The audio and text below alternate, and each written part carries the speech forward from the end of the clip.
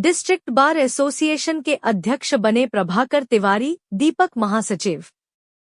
ज्ञानपुर भदोही जिला अधिवक्ता संघ के चुनाव में प्रभाकर तिवारी अध्यक्ष और दीपक कुमार पांडेय महासचिव निर्वाचित हुए हैं। प्रभाकर तिवारी ने निकटतम प्रतिद्वंदी कृष्ण कुमार श्रीवास्तव को 527 मतों से पराजित किया। महासचिव पद के लिए दीपक कुमार को 594 मत और आनंद कुमार शुक्ला को 362 मत मिले। दीपक कुमार ने आनंद कुमार शुक्ला को 232 मतों से पराजित किया है। इसी प्रकार उपाध्यक्ष पद के लिए ब्रजेश कुमार सिन्हा 752 मत पाकर निर्वाचित हुए, जबकि राम शिरोमणि यादव को 255 मतों से ही संतोष करना पड़ा। कोषाध्यक्ष पद हेतु संतोष कुमार सिंह 610 मतों से निर्वाचित घोषित किए गए। गहमागहमी के बीच हुई जिला अधिवक्ता संघ के चुनाव मैदान में इस बार कुल 1325 मतदाताओं ने हिस्सा लिया। शुक्रवार को मतदान हुआ था।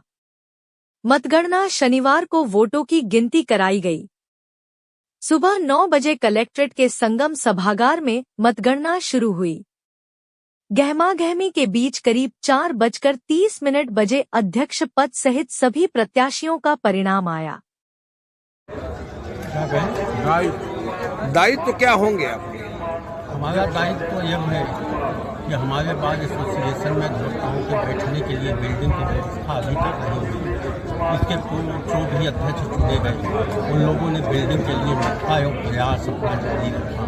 उस प्रयास को और मजबूती के साथ रखा जाएगा और उसके और भी जो कानूनी विकल्प है उस पर भी मैंने विचार किया है, उसको भी मैं क्रियान्वयन में लाऊंगा।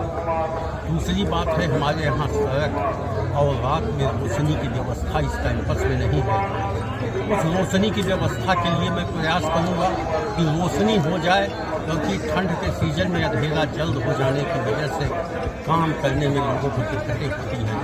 बरसात के सीजनों में आने जाने और कोर्ट तक पहुंचने में कीचड़ से होकर के लोग गुजरते हैं, उसकी भी व्यवस्था करना मेरी प्राथमिकता में शामिल होगा।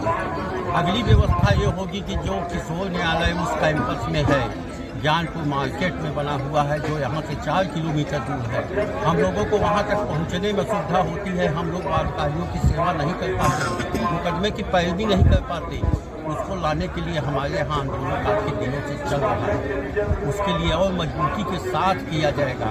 मांग की जाएगी तो किशोर न्यायालय हमारी इस कैंपस या कैंपस के बगल में कहीं स्थापित किया जाए। महिला अधिवक्ताओं के लिए अलग से कोई बाथरूम की व्यवस्था नहीं है, उसके लिए एक बाथरूम की अलग से व्यवस्था है। ये सारे मुद्दे हैं जो हम लोगों के मूल अधिकार और मूल समस्याओं में शामिल हैं। उन समस्याओं को हल करने में हम पूरा प्रयास करेंगे। इसके अलावा एक और मेरे पास है कि जो एक हर कोर्ट में मैं कई अदालतों में गया, कई जिलों में गया, वहाँ हर अदालतों में एक मंदिर छोटा या बड़ा स्थापित है। उस मंदिर को भी लाने की हमारी प्राथमिकता है कि कहीं पर स्थान चिन्हित करके एक मंदिर की स्थापना कराई जाए। इसके अलावा जिले का आयाम छोटा है, उस आयाम को बढ़ाने के लिए हमारी मांग चल रही है कि जिले का विस्तार हो, इसका क्षेत्रफल हो। साथी अधिवक्ताओं के लिए क्या संदेश देना चाहिए? साथी अधिवक्ताओं की ही सारी समस्याएं हैं, जैसे कीचड़ से होकर के गुजरने की व्यवस्था यहाँ पर सही ढंग से होना चाहिए। रोशनी की व्यवस्था साथी अधिवक्ताओं के लिए ही है। पानी की व्यवस्था साथी अधिवक्ताओं के लिए। क्या संदेश देना चाहते हैं अधिवक्ताओं के लिए?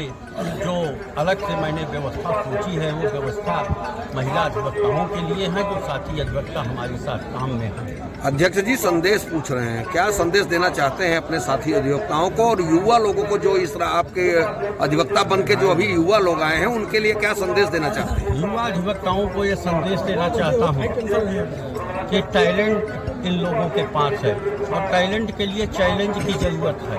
और उस चैलेंज के लिए डायरेक्शन की ज़रूरत है, और डायरेक्शन हमारे सीनियर्स देते हैं।